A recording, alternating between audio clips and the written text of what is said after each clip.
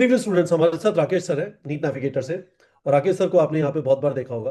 Rakesh sir is the authority with respect to answering some of the difficult questions जो आपको इस समय पे नीट यूजी 2026 रजिस्ट्रेशन फॉर्म में समझ में नहीं आ रहे होंगे। तो एक एक करके चलते हैं। आपके काफी सारे क्वेश्चंस हैं around address, permanent present, private, NIOS, Aadhaar card में अपडेट, कोड्स 1 2 3 4 5 6 7 हर साल वही रहता है, कैटेगरीज और बहुत सारी चीजें, टेंथ की मार्कशीट वगैरह। तो एक एक करके चलते हैं। सबसे पहले कैटेगरी के पॉइंट से स्टार्ट करते हैं। कैटेगरी का पॉइंट इंपॉर्टेंट है। It can have significant implications on you getting the seat और नॉट। स्पेसिफिकली यदि आप ओबीसी और ईडब्ल्यूएस कैटेगरी से। सर इसके नुआंसेस बता दीजिए। सबसे पहले ओबीसी और ईडब्ल्यूएस का सर्टिफिकेट कब के बाद का होना चाहिए? इसमें सिर्फ चार चीजों की बात करूंगा कपिल। सबसे पहली बात यह है कि ओबीसी और ईडब्ल्यूएस में आपका मेनली इनकम सर्टिफिकेट का रेलेवेंस होता है। और इनकम सर्टिफिकेट आपके फाइनेंशियल ईयर कंप्लीट होने के बाद आपका जनरेट होता है। तो इफेक्टिवली जो आप एप्लीकेशन में अभी लगाएंगे वो आपके 2024 2025 फाइनेंशियल ईयर के बेस पे बनने वाला इनकम सर्टिफिकेट होने वाला है। तो ईडब्ल्यूएस और ओबीसी में जिन बच्चों ने अगर पिछले साल काउंसलिंग में पार्टिसिपेट किया था और काउंसलिंग में उन्होंने ईडब्ल्यूएस और ओबीसी का अगर कोई सर्टिफिकेट जनरेट करा था, तो वो डेफिनेटली इस एप्लीकेशन में भी लगा सकते हैं बिना किसी प्रॉब्लम के, क्योंकि वो फाइनेंशियल ईयर अभी भी वैलिड है। बट जब वो अपनी काउंसलिंग में जाएंगे 2026 की, तो उनको 1 अप्रैल 2026 के बाद का नया इनकम सर्टिफिकेट चाहिए होगा। एससी और एसटी में कोई ऐसी रिस्ट्रिक्शन नहीं है। दूसरी बात, जो आप अगर मान लीजिए ऐसा आपको एंटिसिपेट हो रहा है कि आपकी फाइनेंशियल सिचुएशन 2025 2026 में ज्यादा हो जाएगी और आप ईडब्ल्यूएस की या इनकम सर्टिफिकेट की लिमिट से बाहर हो जाएंगे, तो मेरा सजेशन है कि आप प्लीज अपने पेरेंट्स से इस बारे में कंफर्म कीजिए कि क्या उनकी इनकम 2025 2026 फाइनेंशियल ईयर में विद इन इनकम लिमिट होने वाली है या नहीं होने वाली है। क्योंकि बाद में आप कैटेगरी चेंज करने की बात करेंगे तो आप सिर्फ जनरल में आ सकते हैं, बट जनरल से ईडब्ल्यूएस या ओबीसी में नहीं जा सकेंगे for central counselling. For state counselling, yes, you will have the option to change your category to whatever category that you have. Okay, understood. तो इसका मतलब आप ये कह रहे हैं कि यदि आपकी इनकम बढ़ने वाली है तो भी आप ईडब्ल्यूएस में भर दीजिए, बाद में जनरल कर लीजिएगा। पर यदि आपकी इनकम घटने वाली है और आप ईडब्ल्यूएस बनने वाले हैं तो ईडब्ल्यूएस अभी क्लेम कर लीजिए और बाद में सर्टिफिकेट प्रोवाइड कर दीजिएगा। Is that what you are saying? हाँ, आप उसमें अप्लाई कर सकते हैं अगर आपका इनकम सर्टिफिकेट अभी अवेलेबल नहीं भी है। तो वहां पे एक प्रोविजन है कि आप अप्लाई अगर आपने किया है तो भी आप उसमें रजिस्ट्रेशन में मेंशन कर सकते हैं। आप अपना एप्लीकेशन नंबर दिखा सकते हैं और उसके बाद that is going to be good enough. Counselling के टाइम पे आप अपना ईडब्ल्यूएस सर्टिफिकेट प्रेजेंट कर दीजिएगा। Very good. नेक्स्ट चीज ये बताइए, स्टेट और सेंट्रल का क्या चक्कर है sir when it comes to OBC and EWS? OBC को रेलेवेंस है स्टेट और सेंटर का, क्योंकि ओबीसी में जो कुछ कास्ट्स होती हैं जो स्टेट में ओबीसी कैटेगरी में आती हैं बट वो सेंटर की लिस्ट में नहीं होती हैं। तो ऐसे बच्चे जो हैं उनको अपना नीट का registration form as a general fill करना चाहिए।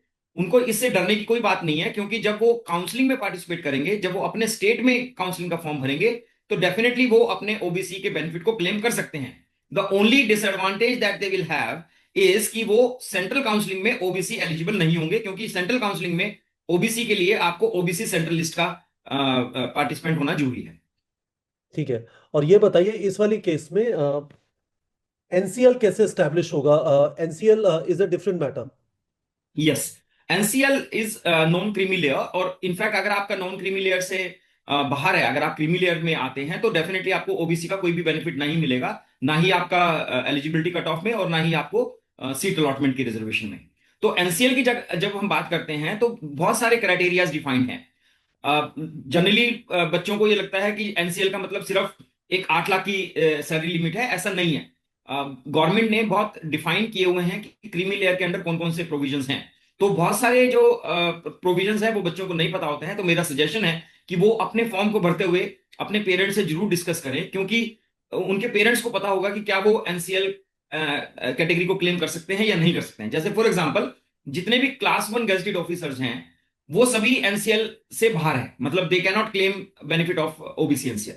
अब ये बच्चे को जनरली नहीं समझ आता है, तो वो अपने पेरेंट्स से जरूर इस बारे में पूछे कि क्या मुझे ओबीसी एनसीएल का बेनिफिट मिल सकता है या नहीं मिल सकता है। ठीक है, गुड। सर कैटेगरी के बारे में और कुछ इन्फॉर्मेशन है जो आप स्टूडेंट्स को देना चाहेंगे? ईडब्ल्यूएस के बारे में मैं बात जरूर करना चाहूंगा कि ईडब्ल्यूएस में दो तरह के सर्टिफिकेट बनते हैं, एक आपका स्टेट का और एक आपका सेंटर का। जो स्टेट का अगर आपका ईडब्ल्यूएस है तो for sure your income limit is less than the centre EWS limit, क्योंकि फॉर एग्जांपल अगर हम जैसे हिमाचल की बात करते हैं तो वहां पे ईडब्ल्यूएस लिमिट 4 लाख की है, हरियाणा की बात करते हैं तो वहां पे ईडब्ल्यूएस इनकम लिमिट 6 लाख की है, बट सेंट्रल में सब जगह पे 8 लाख की लिमिट है। तो आपको अगर आपका स्टेट का ईडब्ल्यूएस बना हुआ है, आप उसके बेस पे डेफिनेटली ईडब्ल्यूएस को क्लेम कर सकते हैं। बट ये जरूरी है कि आपको अगर ईडब्ल्यूएस बना है तो बेटर ये रहेगा कि आप एक सेंट्रल ईडब्ल्यूएस सर्टिफिकेट बनवाइए अपना, और वो आप अपने रजिस्ट्रेशन में लगाइए। स्टेट का ईडब्ल्यूएस सर्टिफिकेट जो है वो आपको काउंसलिंग के टाइम पे अपने स्टेट की काउंसलिंग में लगाना जरूरी रहेगा। तो सर जब मैं हिमाचल से हूँ, मैंने स्टेट का बनवाया हुआ है जहाँ पे लिमिट 4 लाख है, तो 4 lakh is lesser than 8 lakh limit of the central EWS. तो मुझे सेंट्रल का सर्टिफिकेट बनवाने की क्यों जरूरत है जब स्टैब्लिश हो गया कि I am in EWS category? Kapil, ये कुछ डॉक्यूमेंटेशंस हैं जिनको हम चैलेंज नहीं कर सकते। ये रिक्वायरमेंट्स हैं उनकी कि अगर आपका आप सेंट्रल पोजीशंस के लिए अप्लाई कर रहे हैं तो आपको सेंट्रल का सर्टिफिकेट होना जरूरी है, चाहे वो आपकी ओके।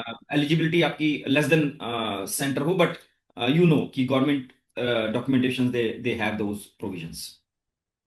और सेंट्रल ईडब्ल्यूएस के लिए वो कहाँ पे जाके अप्लाई करेंगे सर? नहीं, same, it's online process. All these income certificates are online now. वो अपने रिस्पेक्टिव रेवेन्यू डिपार्टमेंट की वेबसाइट पे जाएंगे और वहां पे वो अपना सर्टिफिकेट क्लेम करेंगे। तो स्टूडेंट्स, ये वाली चीज़ आपके पेरेंट्स आपको गाइड कर देंगे। तो हमने आपके कैटेगरी रिलेटेड सारे क्वेश्चंस आंसर कर दिए हैं। Anything else with respect to category which you would want to mention, Rakesh sir? मैं सिर्फ एक ही बात रिटरेट करूंगा कि आप सेंट्रल काउंसलिंग में अपनी कैटेगरी को जनरल चेंज कर पाएंगे, पर जनरल से आप अपनी कैटेगरी को ईडब्ल्यूएस या ओबीसी नहीं चेंज कर पाएंगे। बट जब आप स्टेट काउंसलिंग में पार्टिसिपेट करेंगे, you will have the complete liberty to get the benefit of your category, whatever it may be EWS, it may be OBC.